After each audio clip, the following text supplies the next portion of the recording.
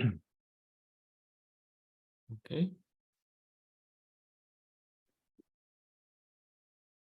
Manuel, you're set. Thank you. Muy buenas tardes a todos y bienvenidos al Diálogo Interamericano. Bienvenido en nombre del diálogo. Estamos hoy en día inaugurando una conversación sobre las elecciones en Guatemala. En general nos encontramos en una etapa crítica del proceso electoral guatemalteco, ya poco tiempo, pocas semanas, y un momento en la región en donde el espectro de la conformación de lo que se dice como cuatro Nicaraguas se vuelve cada vez más visible. Hay muchos países que están concentrando el poder político en las instituciones en un solo partido y una sola persona. Hay una desacreditación de los oponentes con ataques y juicios para sacarlos de la jugada política, y en general se observa una criminalización del Estado de Derecho en la región. Pues hoy tenemos el gusto de contar con tres panelistas expertos en el área de la política guatemalteca, moderado por nuestro último producto de importación, Tamara Tarasiuk, quien estará haciendo unas preguntas claves sobre el proceso político y electoral guatemalteco. En primer lugar, tengo el placer de presentarles a Ricardo Sáenz, un antropólogo y politólogo, profesor de la Universidad San Carlos de Guatemala, y quien ha publicado varios libros y actualmente es el encargado para Guatemala de Oxfam. Seguidamente contamos con nuestro colega Gustavo Berganza, periodista, analista político y en este momento es director de la Asociación de Desarrollo, Organización, Servicios y Estudios Socioculturales, DOCES. Y esa es la persona que está a cargo de la misión de observación electoral en Guatemala a nivel nacional. Y en tercer lugar, contamos con nuestra colega Marielos Monzón, periodista, analista y columnista para Prensa Libre, y actualmente es coordinadora del programa llamado Ciclos de Actualización para Periodistas, un programa de formación técnica para los periodistas muy importante en la región, en momentos en donde se toca el tema de la desinformación. Y bueno, y Tamara Tarasiuk, que es la directora del programa de Estado de Derecho Peter Bell. Tamara pues ha sido directora en función para America's Watch y ahora se encuentra coordinando con nosotros este proyecto sobre el Estado de Derecho en América Latina y el Caribe. Con ustedes los dejo con Tamara y muchas gracias y bienvenidos a esta sesión.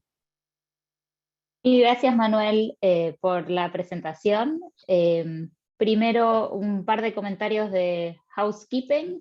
If you want to listen to this webinar in English, there's simultaneous translation via Zoom, so you can access the English language translation. Vamos a hacer la conversación en español. Les agradezco mucho a todos estar aquí. Hoy estamos lanzando nuestro nuevo ciclo sobre elecciones.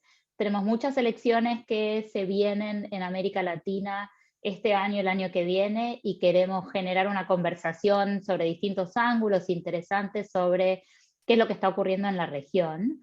Y este es el primer evento de esta serie de conversaciones, y pueden seguirlo en Twitter a través del hashtag IADElectionSeries y nuestra cuenta de Twitter que es @the_dialogue.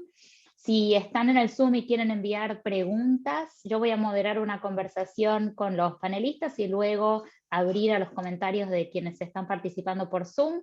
Pueden poner sus preguntas en la función de Q&A, de preguntas y respuestas, o no, nos pueden enviar, si también están viendo esto por YouTube, un correo a meetings, meetings, @thedialogue.org, thedialogue.org.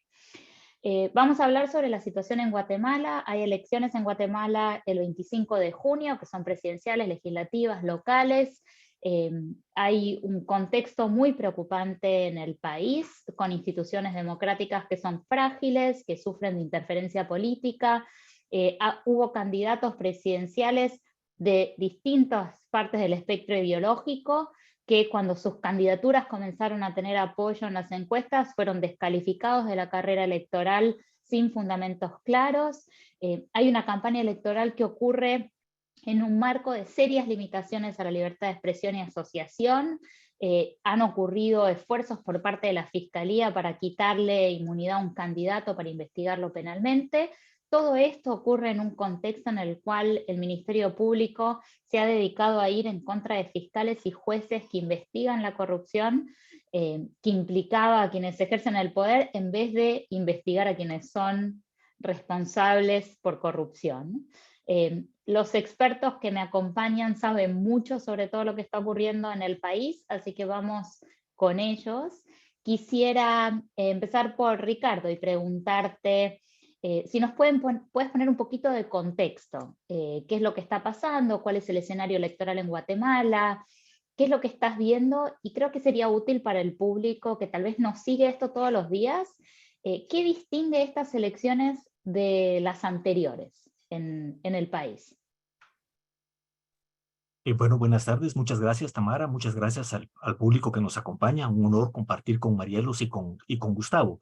Muy rápidamente, como bien lo señalaste, Tamara, Guatemala enfrenta el proceso electoral de 2023 en medio de una ofensiva autoritaria, que se diferencia las de los otros países de Centroamérica, en que en Guatemala no encontramos un líder autoritario carismático como Bukele o una dictadura tradicional como la de Ortega o Murillo en Nicaragua, sino lo que encontramos es una coalición de redes político-económicas ilícitas que han tomado el control del Estado, de casi la totalidad de la institucionalidad del Estado, para beneficiarse personalmente, garantizarse impunidad y perpetuarse en el poder. Entonces asistimos a estas elecciones en ese intento de esa coalición de redes por mantener el control del Ejecutivo, del Legislativo y del Judicial, y limitar, como se señaló, las opciones ciudadanas. Un factor clave en todo este proceso ha sido el control que esta coalición tiene del sistema de justicia.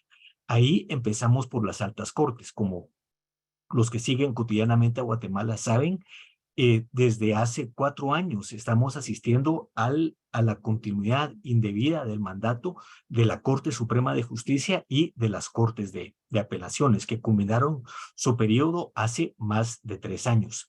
El control que referiste del Ministerio Público y el papel que está jugando Consuelo Porras, que ha sido sancionada por el gobierno de Estados Unidos y que se ha prestado a la criminalización de todos aquellos actores políticos, periodistas, líderes de sociedad civil, operadores de justicia que son criminalizados y perseguidos y tratados también como opositores, ¿verdad? O como una suerte de enemigo interno.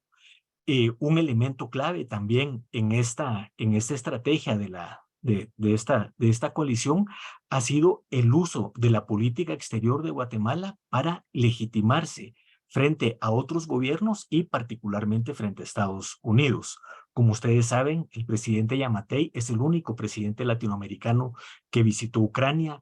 Estos días asistimos a los acuerdos migratorios, ¿verdad?, que permitirán la instalación en Guatemala de un centro de operaciones migratorios.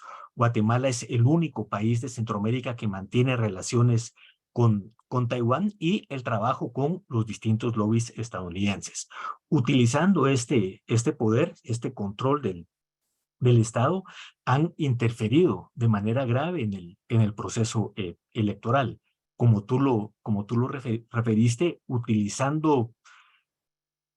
manipulando, ¿verdad?, la legislación y el sistema de justicia, dejaron fuera de la contienda a la señora Telma Cabrera, candidata del Movimiento de Liberación de los Pueblos, a Roberto Arzú, candidato del partido Podemos, y recientemente a Carlos Pineda del partido Prosperidad Ciudadana. Estas 3 candidaturas tenían en común, en primer lugar, que estaban siendo favorecidas, ¿verdad?, de alguna manera por la intención de voto de los ciudadanos y las ciudadanas, y por el hecho de que en sus diferentes estilos constituían una interpelación al al statu quo. De esa cuenta, asistimos a las elecciones en 12 días en medio de esta ofensiva autoritaria, con mucha desconfianza sobre la imparcialidad y la capacidad técnica del Tribunal Supremo Electoral y aún con incertidumbre si esta coalición, en el afán de perpetuarse, va a intentar todavía un golpe de mano contra alguno o alguna de las candidatas que no son de su conveniencia y que pueden desafiar este poder establecido. Y gracias, Ricardo. Gustavo, paso a ti con este contexto. O sea, ustedes están haciendo trabajo de monitoreo a través de la Misión Observación Electoral de Guatemala. ¿Nos puedes contar un poco cuáles son los desafíos principales que están viendo desde allí y el trabajo que están haciendo? Y simplemente para aclararle a la audiencia que no lo dije al comienzo, que nuestros 3 panelistas están en Guatemala y nos están dando una visión desde allí de lo que está ocurriendo hoy en el país. Gustavo, estás en silencio. Perdón, bueno, Ricardo se refirió a los aspectos macro, pero pues hay muchas cosas micro que hay que analizar. Uno de los principales factores micro es, por ejemplo, el hecho de que en estas elecciones, a pesar de que Guatemala, es decir, la población de Guatemala de los 18 a los 34 años es alrededor del 20-25%, resulta que esa población no está totalmente registrada para votar. Esa es una mezcla de desinterés, es decir, por parte de los jóvenes y de incapacidad del Tribunal Electoral para lograr atraerlos. Y por supuesto también en esto tiene mucha incidencia el tema que domina Manuel, que es la desesperanza sobre las posibilidades que da el país para poderse desarrollar y que los lleva a desconectarse de su entorno cívico y prepararse mentalmente para emigrar. Esa es una explicación.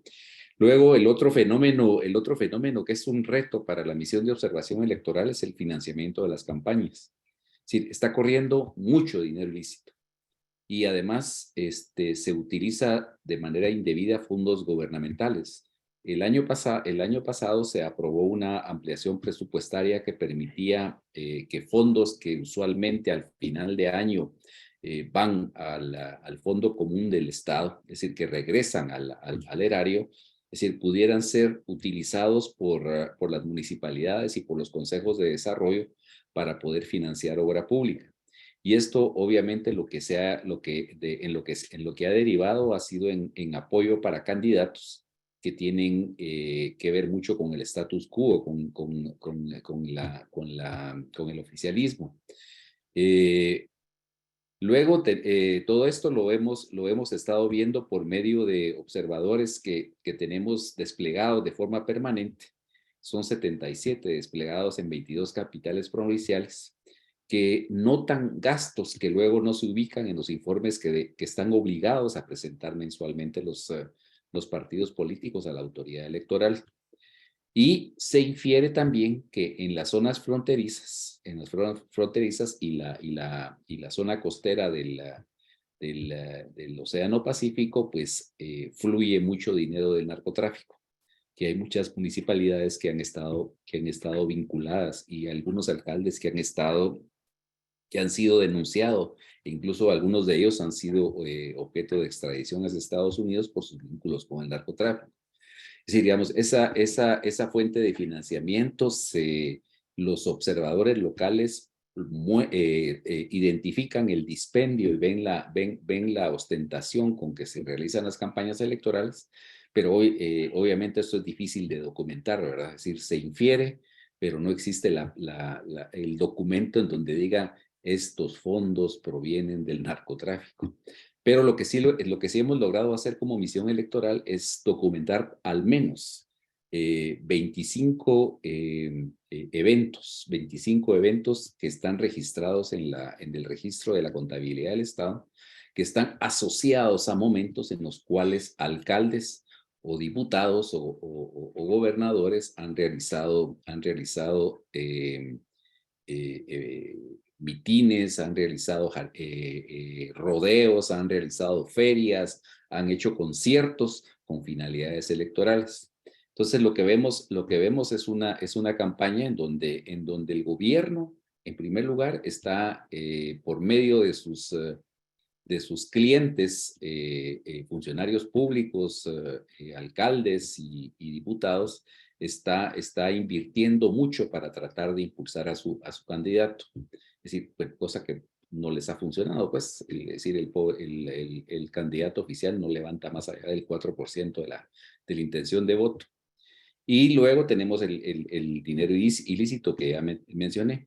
Y finalmente tenemos retos internos como misión, porque somos un consorcio integrado por entidades disímiles de distinto signo ideológico y modo de actuación dentro de la sociedad civil.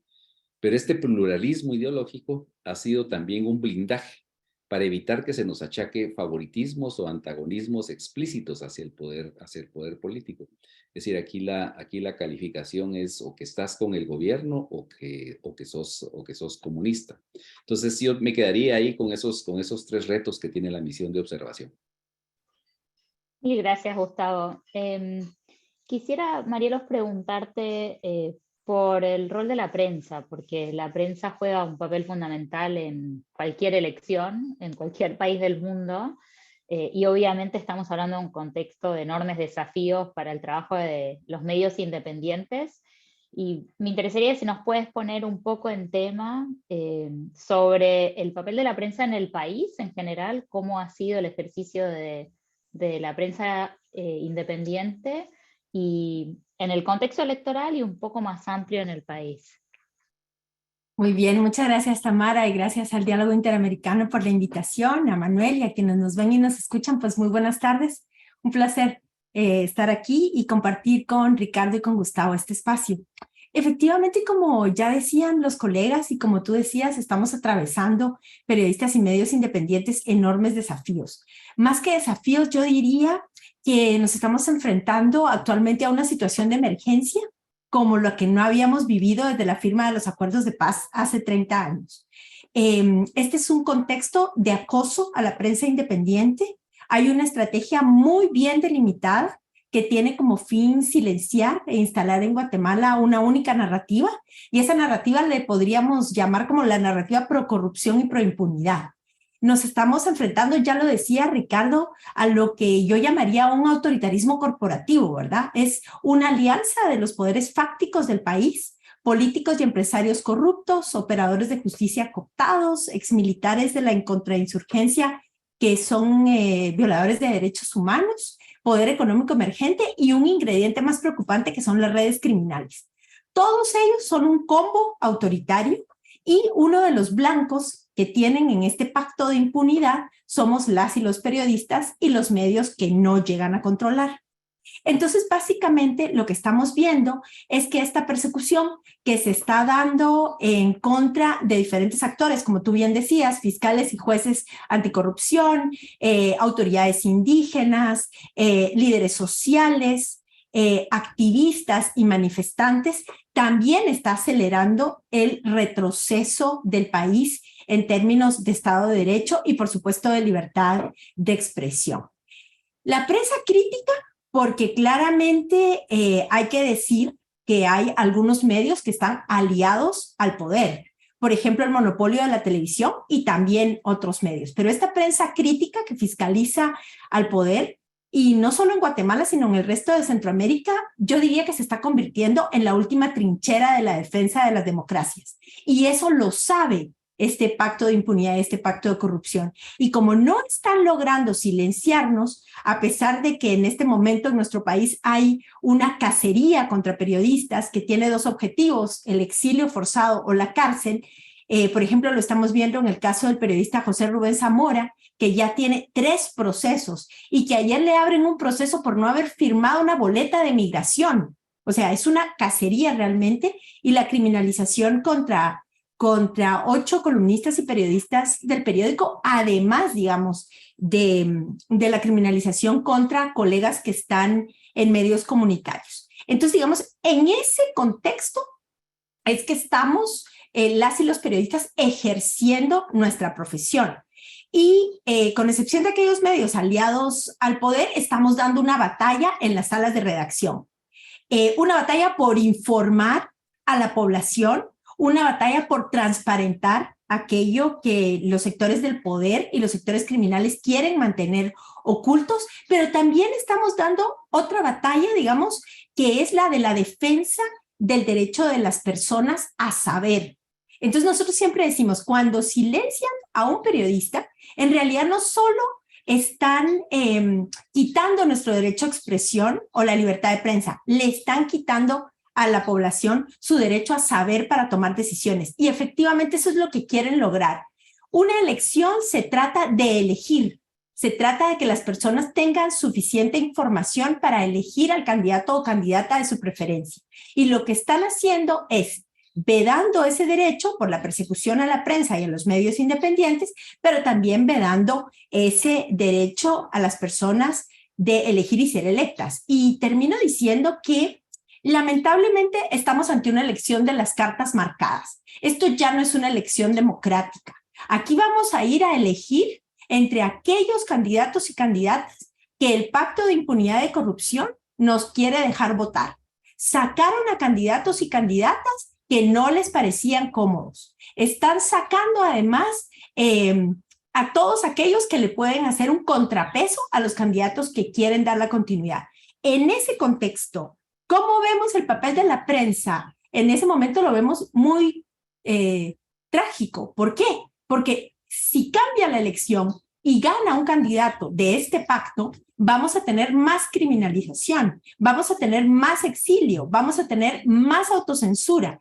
Y, por supuesto, uno de los puntos fundamentales es que para ellos ganar la elección con un candidato ad hoc es la continuidad y el reforzamiento de esta alianza perversa. El espejo es Nicaragua y hacia allá van. Y como ya decía Ricardo, nos catalogan a la prensa como el enemigo interno y entonces si seguimos así y si esta elección se gana por una persona que sea afín al pacto, lo que estamos viendo es la consolidación del régimen autoritario. Ahí, así estamos haciendo periodismo. Gracias, Marielo. Te hago una preguntita de seguimiento sobre esto que decías recién, cuando hablabas que están dando las batallas en la sala de redacción. ¿Nos puedes contar un poco qué es lo que están haciendo en el día a día los periodistas que están tratando de generar esta información confiable y que le llegue a la población? ¿Cómo le llega a la gente otro tipo de información en el país? Bueno, yo creo que estamos haciendo dos cosas básicas. Una, el punto fundamental aquí es elegir aquellos temas fundamentales de los que tenemos que hablar. Entonces, creo que hemos trabajado mucho en periodismo colaborativo. Eso quiere decir que aquellos medios independientes nos hemos sumado para tocar, digamos, de manera conjunta aquellos temas y publicar de manera conjunta, para ampliar las audiencias y para poner eso sobre el tapete. Incluso hay una alianza de medios independientes que se llama La Linterna. Y entonces es una alianza para combatir la desinformación que se está dando muchísimo a través de redes sociales. Pero yo creo que un punto muy importante que además de la sala de redacción nosotros siempre decimos, bueno, nos están queriendo catalogar a los periodistas y a las periodistas como criminales y nos están queriendo convertir en estructuras criminales porque nos quieren juzgar con la ley del crimen organizado. Entonces, lo que estamos diciendo es, las salas de redacción no son guaridas de criminales. Los criminales son los que nos están gobernando, son los que nos están atacando y sobre eso ponemos luz. Y otra cosa importante, creo yo, Tamara, además de esto, es que nos sumamos en una alianza que se llama No Nos Callarán. Aquí le vamos a hacer la publicidad. El No Nos Callarán es un colectivo de periodistas. Habemos más de 85 periodistas que estamos sumados ahí para defender ese derecho. Entonces, lo que estamos haciendo también es una campaña pública de dignificación del periodismo, de que las personas comprendan que si se calla a un periodista, lo que se le cae es su derecho a saber. Entonces, estamos como en dos trincheras.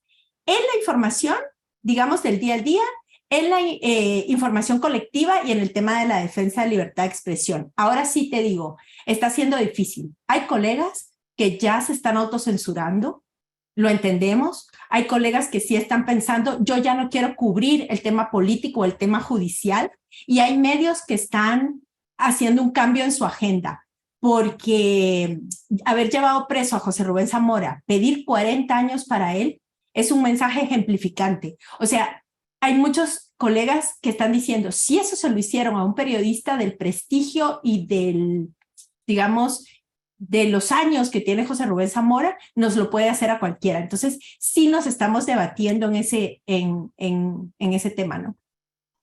Y gracias, Marielos. Quisiera volver a Gustavo para que nos cuente, si puedes, un poco qué es lo que está pasando en el resto del país, fuera de Ciudad de Guatemala, que se suele conocer un poco más qué es lo que pasa en la capital. ¿Qué es lo que estás viendo en la opinión pública electoral? ¿Cuál es el acceso que tienen distintas comunidades a información? Por eso le preguntaba también a Marielo sobre el rol de la prensa, pero en general, ¿qué tipo de interés ves en las elecciones? ¿Qué saben de los distintos candidatos? ¿Qué llega? ¿Qué información no llega?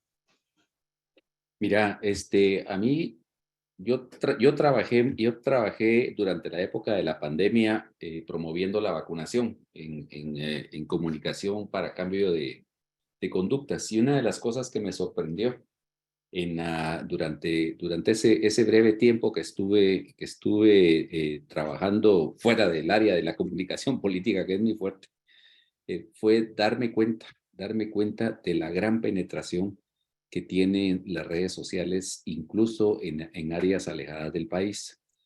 Y digamos, pues ya ahorita que estamos haciendo todo este análisis de conversaciones en redes sociales acerca de candidatos, y estamos rastreando con herramientas de inteligencia artificial cómo se ve el interés de la gente hacia los candidatos, qué tipo de información buscan, y desde dónde la buscan, pues te das cuenta que en realidad lo que había anticipado a la encuesta de Sid Gallup de finales de diciembre, en donde decía que las redes sociales era el segundo medio en donde la gente más se utilizaba lo utilizaba como información primaria, pues realmente se ha confirmado. Pues es decir, tenemos la experiencia vivencial con la cuestión de la vacunación, es decir, toda la serie de rumores que se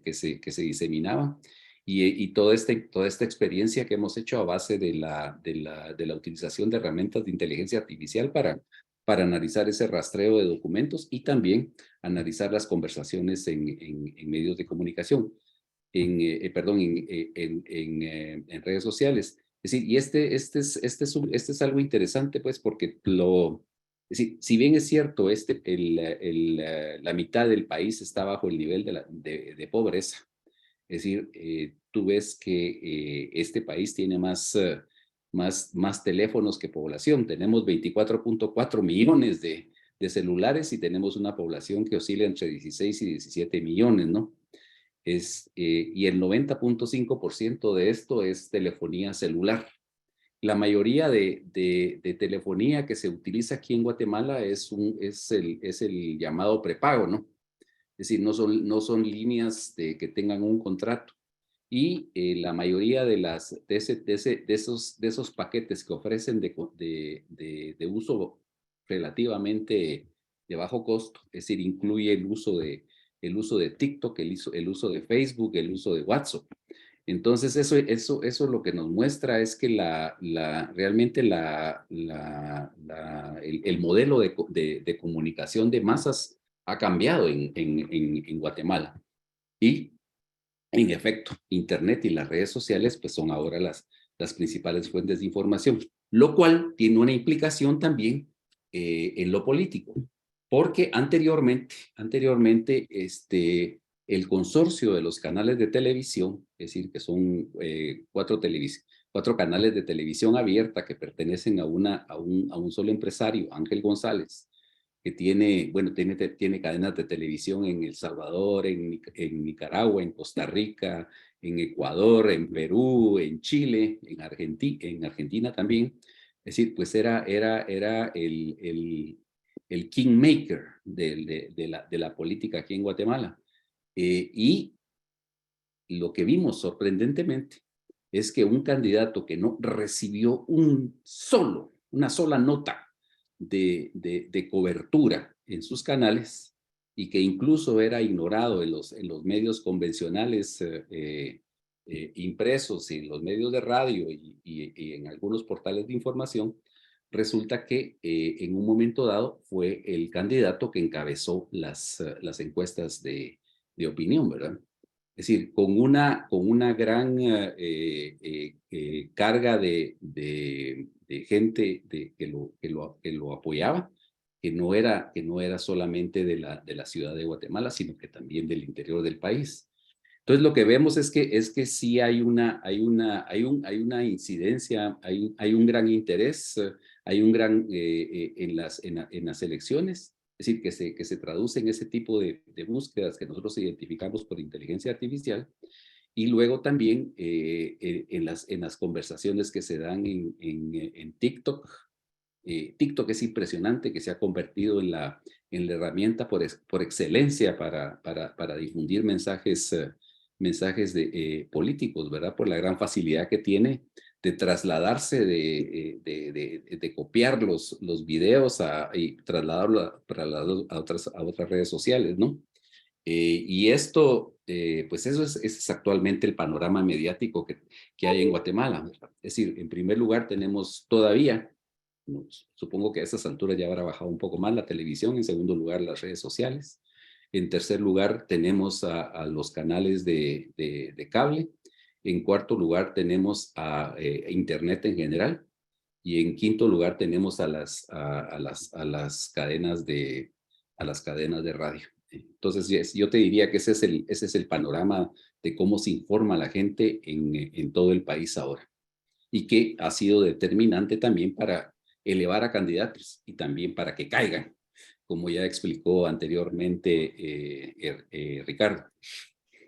Es interesante lo que dices, además, porque te plantea este dilema en cuanto a la importancia de la tecnología, que abre la puerta para acceder a información, y en un contexto como en el que mencionaba Marielos, es una oportunidad para poner sobre la mesa para el público información que si no podría ser controlada por el poder, pero también abre la puerta a información que puede o no ser cierta. Entonces, Es creo que cierto, eso genera... las redes sociales son un caramelo envenenado. Una espada doble filo, ¿verdad? Sí, porque por una parte, bueno, te abren la oportunidad de que la gente se exprese por sí misma sin necesidad del famoso gatekeeper del que se hablaba cuando estudiábamos comunicación. Pero por otra parte también el problema es que obviamente toda la gente que se expresa no tiene la técnica ni la ética que te enseñan en una escuela de comunicación o de periodismo, ¿verdad? Entonces, Solo una cosa rapidito ahí, Gustavo, que también se han convertido en el arma de ataque de este pacto corporativo autoritario, porque estamos bajo acoso de lo que aquí en Guatemala llamamos los net center, que son granjas de troles, incluso muchos pagados con nuestros impuestos, y que ahí empieza la criminalización. Es más, y ahí dejamos a Ricardo, pero, por ejemplo, si uno se quiere enterar de cómo o a qué persona el Ministerio Público va a perseguir, hay que ver las cuentas de Net Center, porque son como los voceros del Ministerio Público, y ahí atacan a los periodistas para quitarles credibilidad. Entonces, sí estamos complicados con eso, ¿no? Sí. Y aparte tenemos también que mencionar de que la red más utilizada, pues, que es una red privada, que es WhatsApp. Es decir, en WhatsApp nosotros no tenemos la posibilidad de rastrear ni de evaluar cuál es el tipo de conversación que se hace, pero por experiencia anecdótica sabemos que si estás tú en un grupo, o si te envía una persona un mensaje, es decir, tú solo porque es una persona de tu confianza que tiene tu número de WhatsApp, digamos, tu predisposición es a creer en ese mensaje que te envía, aunque sea desinformación, ¿verdad? Entonces, ese es un estado de bendiciones y de maldiciones en el que nos estamos moviendo en esta campaña electoral. Un arma de doble filo, como decía Marielos. Quisiera volver a Ricardo. Ricardo, para hacerte una pregunta, tenemos el diagnóstico, ¿no? El panorama sobre la situación del país, los desafíos, y creo que estamos en un momento en la región donde a quienes nos preocupa el temas vinculados con la democracia, el Estado de Derecho, no, nos preocupan las dictaduras. En el caso de Centroamérica, el ejemplo más burdo es Nicaragua, donde ni siquiera intentaron disimular que hubo elecciones en el 2021 porque fueron una payasada, sino también un declive democrático en otros países donde hay elecciones, pero una vez que se llega al poder, le dan la espalda a garantías democráticas fundamentales como independencia judicial, el trabajo de la prensa independiente, la sociedad civil. En función de esta conversación que estamos teniendo, la pregunta que tengo para ti, Ricardo, es: ¿podemos hablar en Guatemala de elecciones democráticas? ¿Y darán estas elecciones legitimidad al próximo gobierno? ¿Cómo te parece? Nadie tiene una bola de cristal, pero ¿cómo ves que gobernará quien asuma el poder? ¿Cuáles son los escenarios hacia adelante?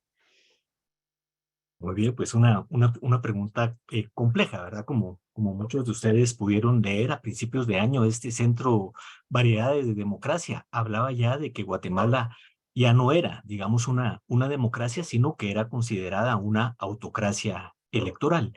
Y más allá, digamos, de la discusión teórica o de la ciencia política, el riesgo, con lo que mis colegas han expresado en esta tarde, es que en Guatemala estamos al borde de la clausura del sistema democrático y de la instalación plena de una dictadura.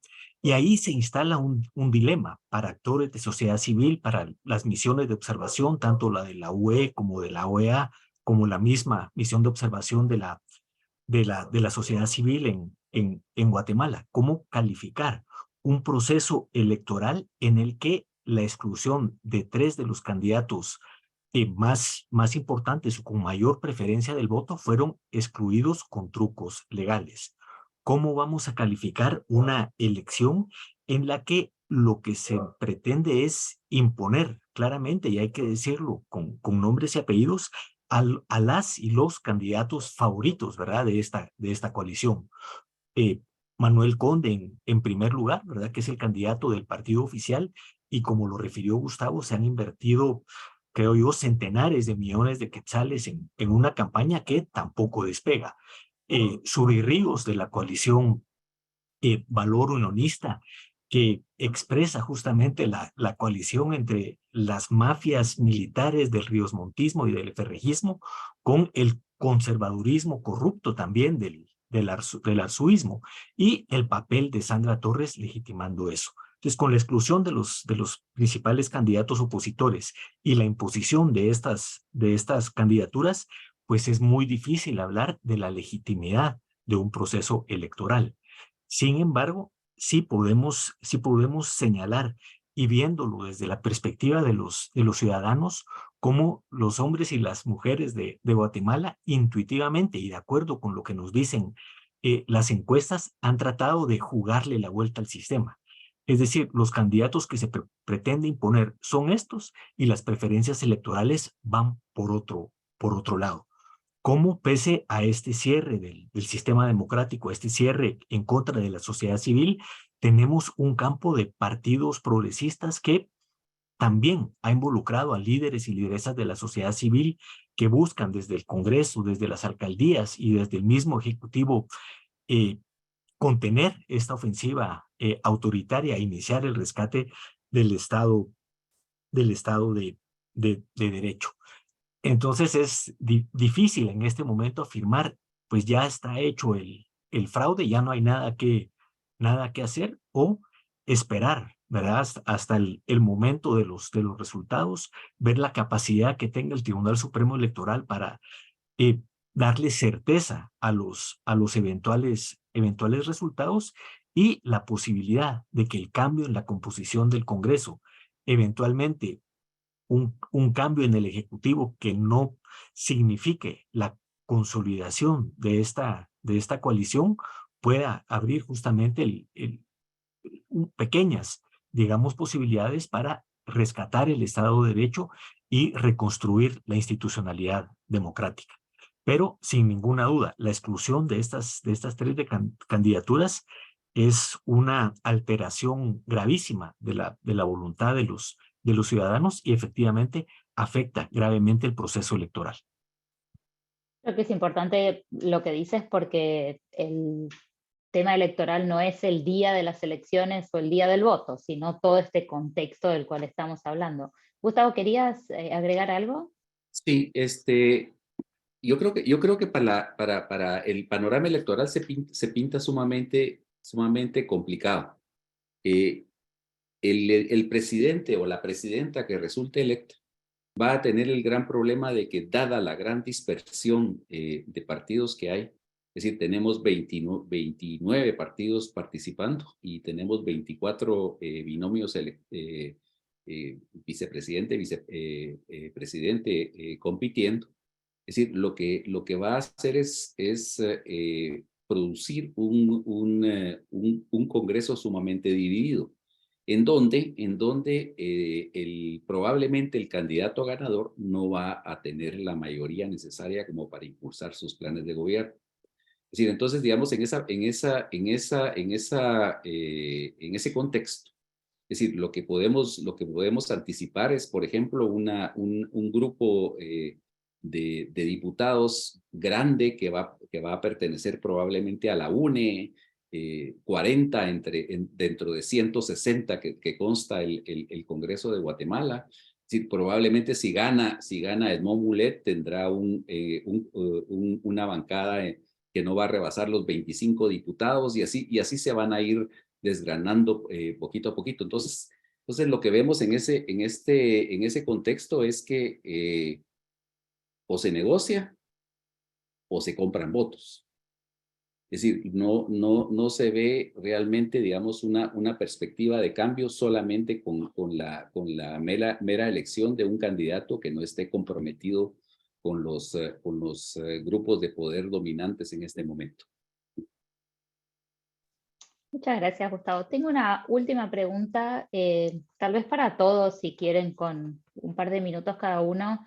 Y luego les recuerdo a los que están en el Zoom que pueden mandar sus preguntas por la función de preguntas y respuestas o se pueden enviar también por correo electrónico a la dirección que mencioné anteriormente. Pero tengo una última pregunta, porque creo que a esta altura el público, todos estamos cansados de hablar de retrocesos democráticos en la región y obviamente es importante no dejar de ponerlo sobre la mesa y por eso estamos aquí.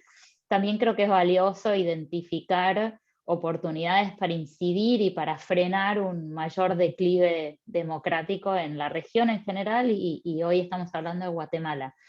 Entonces una pregunta para ustedes es, para todos o para el que quiera, ¿qué es lo que podemos hacer hoy, antes, durante, después de las elecciones en Guatemala para evitar mayores retrocesos democráticos en el país? Bueno, yo quisiera decir una cosa antes de lo que decían Ricardo y Gustavo y después te contesto eso, Tamara, pero Dale. a mí sí me parece que está la cosa muy podrida. O sea, la autoridad electoral responde al pacto de corruptos. Las altas cortes responden al pacto de corruptos. La Contraloría General de Cuentas y la Procuraduría de Derechos Humanos responden al pacto de corruptos. Entonces, no podemos esperar que si han llegado hasta aquí, van a dejar que alguno de los candidatos que no están en el pacto queden. O sea, yo sí creo que ese es el escenario. Y encima de todo, como ya vimos que aquí no hay lealtades políticas ni ideológicas, sino que lo que les mueve es la corrupción, lo que estamos viendo es un montón de partidos satélites que no importa que metan 1 o 2 diputados, después van a sumar a este pacto en el Congreso. Entonces, yo sí creo que ya se robaron la elección. Tú decías muy bien, no es el día de, es todo. O sea, ya vamos a ir a una elección que está viciada y que de integridad electoral no tiene nada. Ese es el panorama. Y de eso me paso a mi respuesta y es, digamos, ¿qué podemos hacer? Primero, yo creo que es muy claro que estamos apagando fuegos. parecemos bomberos y bomberas apagando las emergencias. Y no digo que no haya que hacerlo. Tenemos que atender la emergencia y lo estamos haciendo desde el periodismo, desde otros espacios. Pero una de las cosas clave es la visión estratégica. Tenemos que ser capaces de que ahorita que nos está lloviendo, que estamos bajo el chaparrón, que no tenemos paraguas, que nos está cayendo todo encima, un tsunami, tenemos que ser capaces de construir con mirada estratégica una visión de mediano plazo y una estrategia, porque esto no va a ser para este año ni para los próximos 5.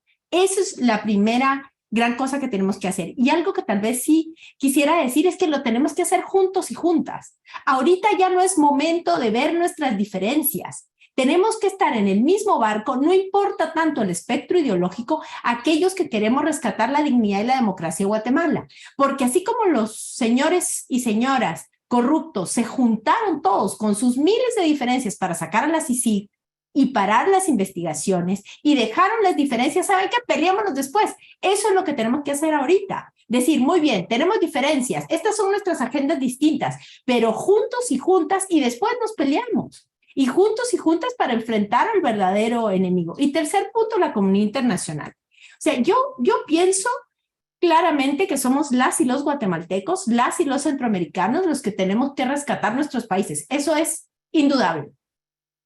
Y lo estamos haciendo y nos estamos haciendo mejor o peor, pero organizándonos y haciéndolo. Ahora, si la comunidad internacional sigue dando dobles mensajes, mensajes contradictorios, como por ejemplo ha pasado con el gobierno de los Estados Unidos, que por un lado dice que está a favor de los derechos humanos, a la libertad de expresión y que hay que combatir la corrupción, pero por el otro tiene una agenda basada en el tema migratorio, entonces estos gobiernos corruptos lo saben. Y básicamente dicen, bueno, ¿cuántos migrantes tenemos que detener? ¿Cuántas olas migratorias tenemos que detener para poder seguir molestando periodistas, activistas, para poder seguir? Entonces, esos mensajes contradictorios, esa política no coherente, si de verdad queremos hacer un cambio, se tiene que terminar. Entonces, es por parte nuestra una visión estratégica en unidad y por parte de la comunidad internacional coherencia realmente en el tema de lo que está enfrentando, porque cada vez, o sea, vamos a hacer el istmo autoritario.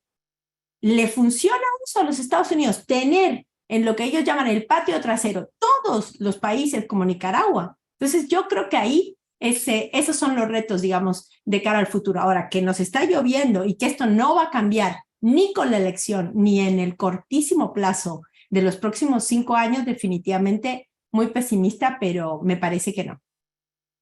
Sí, Gracias, Marielos. Gustavo, dale. ¿Permites? Yo tengo una visión bastante más pesimista que la de María.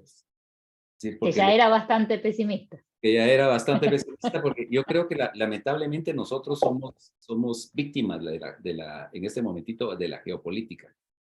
Es decir, la invasión rusa a Ucrania vino a concentrar todos los esfuerzos de la Unión Europea en tratar de defender a Ucrania es decir, se olvidaron de todos, se olvidaron de África, se olvidaron de Asia, se olvidaron de América Latina. Ese es un problema. Y luego, por otra parte, tenemos también la propia polarización que existe en Estados Unidos. En donde ya ni siquiera los republicanos, que antes eran los que propiciaban más por razones de negocios la inmigración, bueno, Manuel me desmentirá si esto no es cierto, ahora resulta que son los principales campeones del nativismo y de la lucha contra la inmigración. Es decir, y encima tenemos la otra obsesión de Estados Unidos, que es fallida, pues, que es la lucha contra el narcotráfico como lo hacen, ¿verdad? Entonces el gobierno de Guatemala, mientras le entregue 2 o 3 narquitos al gobierno de Estados Unidos, pues deja tranquila a la DEA y a la NSA. El gobierno, mientras le atienda sus centros de recepción de migrantes y le impida las caravanas masivas de hondureños o de venezolanos que van hacia Texas, pues entonces va a tolerar cualquier tipo de abuso en esta región, solo para que Guatemala no rompa relaciones con Taiwán y no caiga en los brazos de China y no se distancie de la política de Occidente hacia Rusia, ¿verdad? Entonces, ese es un gran problema. Pero no obstante, digamos, pudiera ser que si hay una elección en la que el candidato menos malo, y ahora sí, de veras el menos malo, es realmente menos malo, no era como en la anterior elección, que es un candidato con una experiencia internacional, podría ser que pudiera iniciarse algunos pasitos para... Pero la cosa es que lo dejen correr o ya no lo sacan. No, yo pienso que no, ya no hay posibilidad de sacarlo. En todo caso, si le ponen un antejuicio, es decir, todo esto se va a ir prolongando durante la campaña y se va a ir prolongando durante la toma de posesión, y ya no lo pueden bloquear en Ya elección. no lo sacan. Ah, vamos. Ya no lo sacan, digamos, en términos prácticos, eso es imposible. Pero entonces, digamos, la única lucecita chiquitita es pues que gane el candidato menos malo, ¿verdad? Bueno, es mejor eso que el más malo, Sí. ¿verdad? Vamos a, Ricardo, me interesa mucho Ahí, tu opinión. muy rápidamente, Dale. coincido en lo referido, en que las soluciones tienen que provenir de las y los guatemaltecos, ¿verdad? Ya todos coincidimos, ¿verdad? En ese contexto internacional adverso y la capacidad que ha tenido esta coalición de utilizar la política exterior para sus intereses. Y en ese plano señalar que no tenemos, digamos, alternativa, la posibilidad de que en Guatemala se instale más firmemente una dictadura como la nicaragüense o la venezolana, no es, digamos, una alternativa. Y ahí puede haber visos de esperanzas. Por un lado, tenemos un cambio en los liderazgos sociales y me parece que hay un cambio de gravedad en el que las autoridades tradicionales de los pueblos indígenas están asumiendo un liderazgo nacional y podrían eventualmente ser parte o liderar incluso esta alianza, coalición de la que nos hablaba Marielos. Hay una renovación también en los liderazgos de la sociedad civil y en el mismo campo político progresista existen también posibilidades de construir este tipo de alianzas. Y coincido también en lo que señalaba Marielos, llevamos 6 años atrincherados a la defensiva. La coalición mafiosa o el pacto de corruptos han sido capaces de construir, ¿verdad? Una estrategia muy sofisticada que, digamos, la implementan de manera simultánea en distintos ámbitos, imponiéndonos a nosotros la agenda, ¿verdad? De ir apagando fuegos o de ir respondiendo a lo que ellos hacen. Lo que nos toca es justamente trazar nosotros nuestra propia estrategia de rescate del Estado de Derecho y reconstrucción de la institucionalidad democrática. Las cortes, la fiscalía, la reforma en la universidad, lo que se puede hacer en el Congreso con la nueva legislatura, e incluso, sí, como dicen mis colegas, ¿verdad? Gana el candidato que pensamos que es el menos malo, pues habrá también posibilidades de tender puentes y trazar una ruta en dirección a la democracia. Gracias, Ricardo. Obviamente el desafío de rearmar el Estado de Derecho es gigantesco y va a llevar tiempo, como decía Marielos, pero es importante también poner sobre la mesa una agenda propositiva y creo que han hecho un buen trabajo a pesar de que está lloviendo fuerte, como dice Marielos, pensando en un mediano a largo plazo. Tengo varias preguntas del público, así que si me permiten les robo unos minutitos más. Me parece que lo mejor va a ser que las lea todas, algunas de ellas para que después cada uno le doy unos minutos para que puedan tomar las que puedan responder y vamos cerrando. Y quisiera traer de vuelta a Manuel a la conversación porque hay una que es específicamente sobre migración y ya que tenemos a nuestro experto en el panel, una de las preguntas es qué impacto tendrá el cambio de gobierno en la migración, si se puede esperar algo, así que por ahí empezamos con Manuel por esa, pero les voy leyendo a los demás las otras preguntas para que las tengan en el radar y las puedan ir respondiendo. Yo después les doy la palabra para que las vayan tomando. Una pregunta es, en este contexto, ¿cuál podría ser el rol de la observación electoral de la Unión Europea? Otra pregunta es si se puede profundizar un poco en las implicaciones de la maquinaria para crear partidos políticos títeres del pacto de autoritarismo, corrupción e impunidad. Tenemos un comentario, también pueden tomarlo, diciendo que un retroceso enorme es la falta de interés de los ciudadanos para votar, aquellos que no tienen intereses políticos específicos, y de miles de jóvenes guatemaltecos que ven que nada ha cambiado en sus cortas vidas y que tienen muy poca esperanza. Si tienen alguna reflexión sobre la situación de la juventud. La otra pregunta, en el contexto de esta ola de corrupción y fraude electoral, ¿por qué es tan difícil para partidos que están en contra de la corrupción como Semilla atraer más apoyo popular? ¿Y por qué piensan hay tan poca movilización popular en las calles en contra de la corrupción como ocurrió en el 2015? Una pregunta más, tomando en cuenta que se trata de una ola autoritaria en la región, ¿consideran que los actores democráticos de los diversos países están haciendo suficientes esfuerzos para construir agendas comunes con mensajes coherentes? ¿Qué espacios existen de este tipo? Y dos últimas preguntas, ¿qué ejemplos de renovación de liderazgo en la sociedad civil se puede mencionar? Y por último, ¿cuál es la opinión que tienen sobre el papel de la CACIF y los grandes empresarios? Preguntas fáciles, sencillas, para responder en 2 minutos cada uno. Otra hora de panel. Por ahí podemos empezar con Manuel, con el tema de la migración, y después les voy dando la pregunta para que vayan ordenando sus respuestas para que sean en lo posible breves. Gracias. Gracias, Tamara. Yo creo que la migración no va a crecer sustancialmente.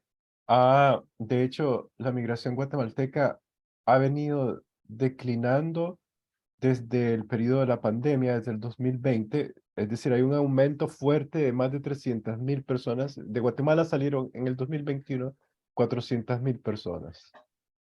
De esas fueron detenidas alrededor de 350.000. El año pasado fueron un poco más de 100.000 personas las que fueron detenidas en la frontera, y este año es probable que sea menos debido a al tema de las políticas migratorias.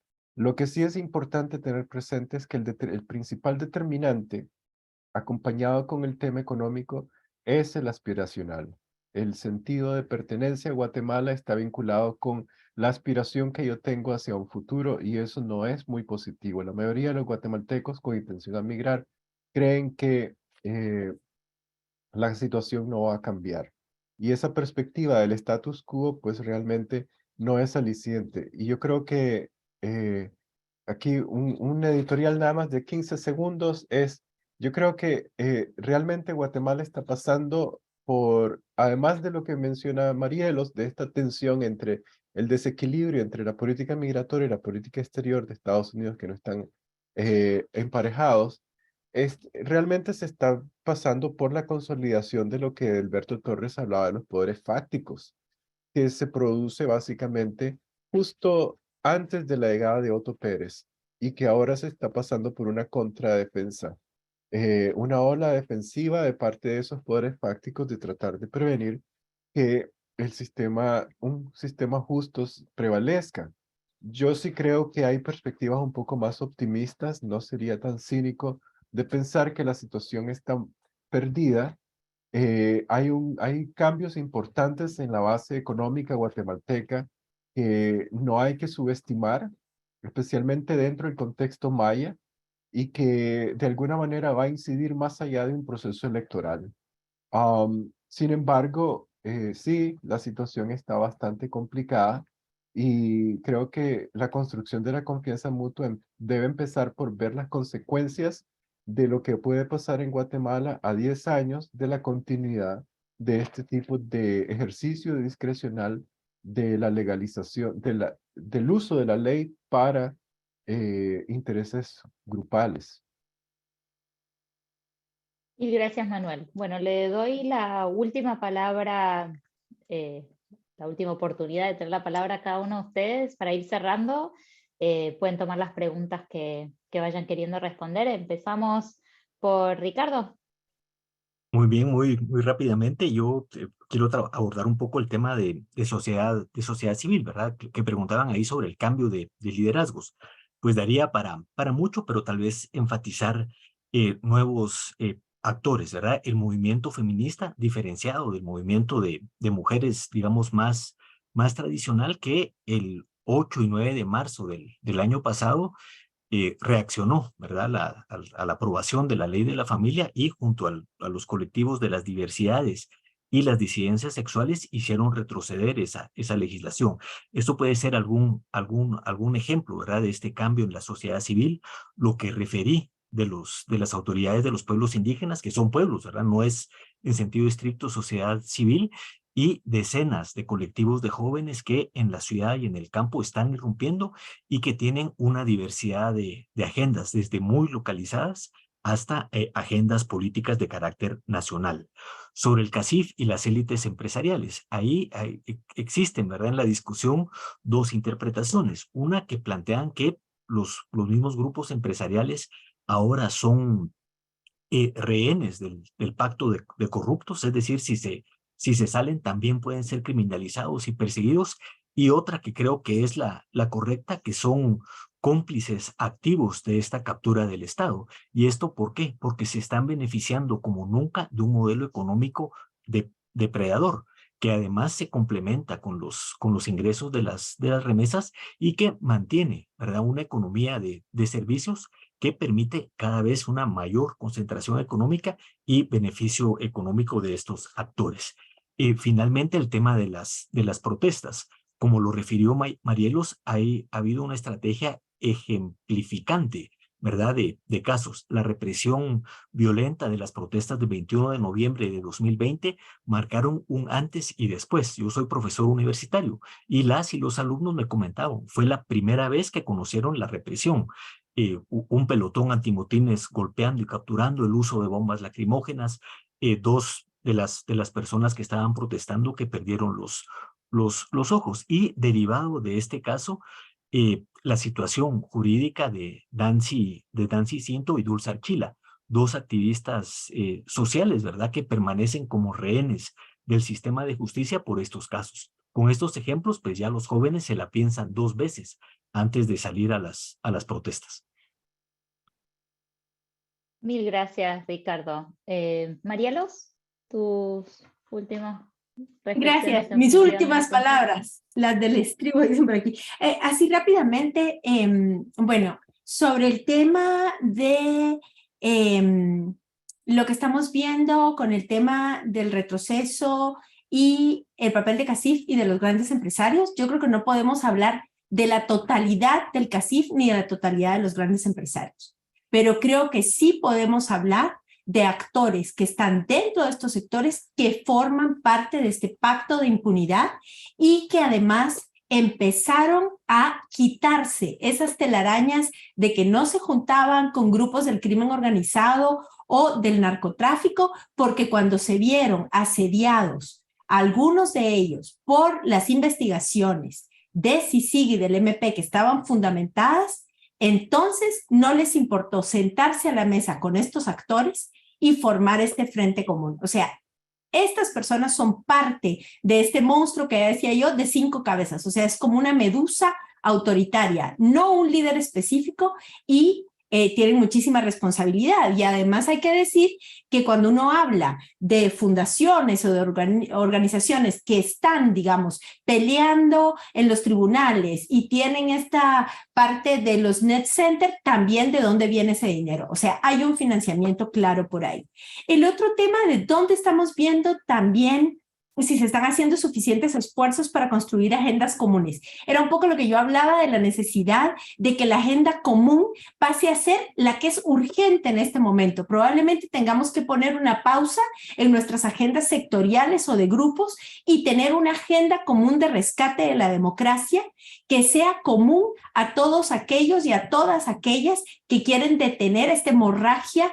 Guatemala es como un enfermo terminal, se está desangrando. Lo primero que deberíamos hacer es parar esta hemorragia autoritaria, y eso es un frente común. O sea, ¿qué se está haciendo? Yo puedo hablar desde el lado de los periodistas en el ámbito de Guatemala y en el ámbito de Centroamérica. Por primera vez desde hace 30 años nos reunimos periodistas de toda Centroamérica y fundamos la Red Centroamericana de Periodistas en un esfuerzo para decir el silencio no es nuestra opción y no nos van a callar. Y así como nos atacan conjuntamente, gobiernos corruptos, crimen organizado, nos defendemos conjuntamente. Ese es un espacio de esperanza. Obviamente necesitamos una mirada estratégica. Y finalmente, ¿por qué hay tanta dificultad? El tema de la movilización en las calles, yo creo que sí, es que, ya lo decía Ricardo, ahorita, mañana, van a dictar la sentencia contra José Rubén Zamora y vuelven a juicio 2 activistas, Nancy Cinto y Dulce, que ya habían sido decretadas no culpables, habían sobreseído una jueza independiente. Las volvieron a poner ahí. Entonces, cuando los periodistas y las periodistas miran cómo atacan y la población y las y los jóvenes miran que pueden ser privados de su libertad, se la piensan 2 veces. Es decir, hay una estrategia en todos los órdenes: cooptar las cortes, cooptar los organismos de control, pero también quitar la posibilidad de libertad y de manifestarse. Entonces tenemos que ser realmente estratégicos en ese tema y si hay algunas posibilidades. Y finalmente, ¿cuál es la estrategia, digamos, del tema de la maquinaria para crear los partidos políticos títeres? A ver, han buscado siempre el tema del clientelismo y de los cacicazgos, y ahí Ricardo y Gustavo saben más que yo, pero ahora también están viendo un poco que no es necesario llevar un montón de gente en bloque, porque en realidad se pueden comprar los votos. En la elección pasada, no me acuerdo el número exacto, pero más de la mitad de los diputados que habían sido electos por un partido se pasaron antes de tomar posesión a otro. Entonces, sí ven que esta manera de llegar, no importa si con partidos satélites o partidos grandes, permite tener una mayoría calificada. Sí es una estrategia bien pensada porque están siendo también estratégicos en lo político. Gracias, Tamara. Mil gracias, Marielo. Gustavo. Bueno, aquí preguntan en este contexto, ¿cuál podría ser el rol de la observación electoral de la Unión Europea? Las observaciones electorales siempre son muy importantes. Es decir, aunque su impacto no sea inmediato, porque la Unión Europea va a rendir su informe hasta 2 meses después. De todas formas, esto puede ser fundamental para deslegitimar o legitimar a un resultado electoral. Recuerden ustedes lo que sucedió en Perú durante el intento de reelección, el último intento de reelección de Fujimori, con la misión de observación de la OEA, cuando la OEA, precisamente esa misión electoral descalificó el sistema de conteo de votos informático que tenían, ¿verdad?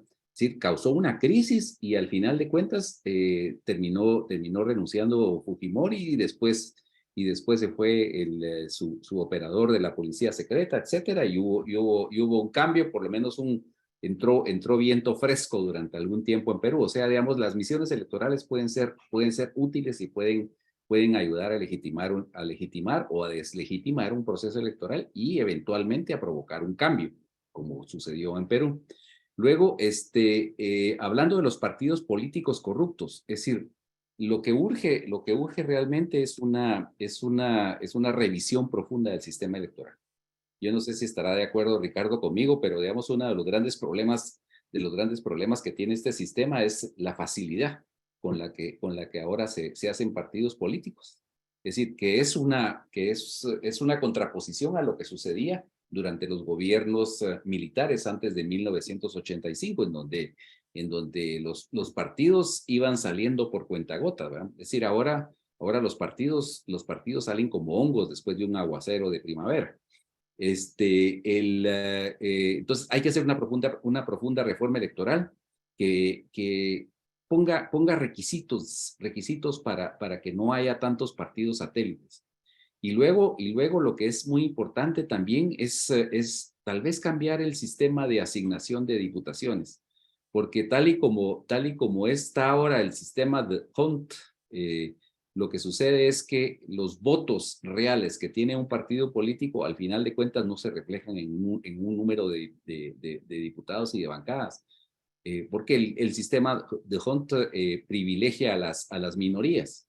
Y en un contexto como el que estamos viviendo en Guatemala, esto es nefasto, porque eso se convierte en una moneda de transacción para venta, para compra de favores, etcétera. Una última cuestión, aquí hablan del partido Semilla, que por qué no crece. Bueno, el gran problema de la sociedad guatemalteca, ya lo han visto ustedes en las encuestas de la Universidad de Vanderbilt, del Barómetro de las Américas. El gran problema de Guatemala es que es un país sumamente conservador. Entonces, cuando un partido de izquierda se promociona como tal, es muy probable que su crecimiento sea bastante limitado. Entonces, para estos partidos progresistas hay que encontrar otro tipo de estrategia para poder crecer sin renegar de sus valores, simple y sencillamente cambiar el discurso, ¿verdad? Es decir, tal vez ir en contra de la corrupción, tal vez ir en contra de la discriminación, sin decir necesariamente que son socialdemócratas, que son socialistas, o que son marxistas, o que son comunistas, ¿no? Entonces, eso puede ayudar. Y luego el otro gran problema que tiene Semilla es que es un partido cuyas bases son fundamentalmente urbanas. Es decir, no ha logrado extenderse al área rural y a explicarle a la gente, a explicarle a otro tipo de votantes distintos de los votantes urbanos de clase media y clase media baja y ladinos, es decir, cuáles son las propuestas y qué es lo que los diferencian del resto de partidos políticos. Entonces, bueno, yo ahí me quedaría porque ya abusé demasiado del tiempo. Muchas gracias, Tamara. No, muchísimas gracias a los tres. Ha sido un enorme placer moderar esta conversación súper interesante. Creo que vamos a estar todos atentos, como les decía, no solo a lo que ocurre al 25, sino lo que ocurre antes y lo que vaya a ocurrir después. Y desde el diálogo quedamos a disposición para volver a poner estos temas sobre la mesa. Muchísimas gracias por acompañarnos hoy en este primer conversatorio sobre el ciclo de elecciones, que arrancamos con una elección compleja que ustedes nos han ayudado a tratar de entender un poco mejor. Así que mil gracias y seguiremos pendientes y en contacto. Gracias. Muchas gracias. Hasta pronto.